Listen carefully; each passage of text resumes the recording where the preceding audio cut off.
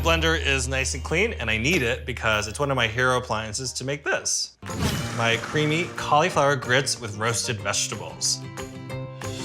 I love carrots. They come in these beautiful colors. And I'm gonna trim off about 1 inch up from the top of the carrots. And then I just wanna take my vegetable peeler and take off a little bit of the rough edge. Okay, I'll put my carrots on my baking sheet. And now we are gonna get our turnip ready. Kinda wanna find a flat side. Go straight down. Turnip has sort of that spicy bite to it, sort of like radishes. Wedge it into quarters or eighths. Drizzle a tiny bit of extra virgin olive oil on top, a sprinkle of salt. I'm just gonna pop them in the oven at 400 degrees until they cook all the way through really beautifully, about 25 to 30 minutes. Now it's time to make our cauliflower grits. It's a little bit different because instead of using cornmeal, which is traditionally used in a grit recipe, I'm using riced up cauliflower. And all you have to do is dump it in there, pulse, and you're done. In a matter of seconds, it looks like the fluffiest, most beautiful rice. Or in this case, cornmeal for our grits. One more thing, take 1 yellow onion, and we're gonna dice it into small pieces. Over a medium to high heat, heat up about 2 tablespoons of olive oil.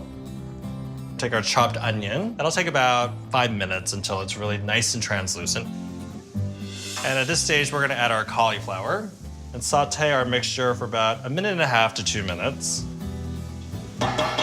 The way to get a creamy consistency, I'm gonna add a can of coconut milk. I'm adding 3 tablespoons of nutritional yeast. It's loaded with tons of protein and great B vitamins as well. Put the lid on, and we're gonna cook this for about 10 minutes. That looks so good. You need about 2 cups of our cooked grits, and then we're gonna add 1.5 cups of Greek-style organic yogurt. It adds a little bit of tanginess. Then we're gonna blend this all together.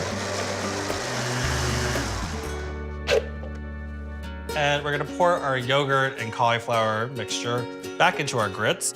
Having these 2 different textures marry together creates a light, fluffy, almost like a polenta-like consistency. Time to check on the vegetables. And we're gonna put it all together.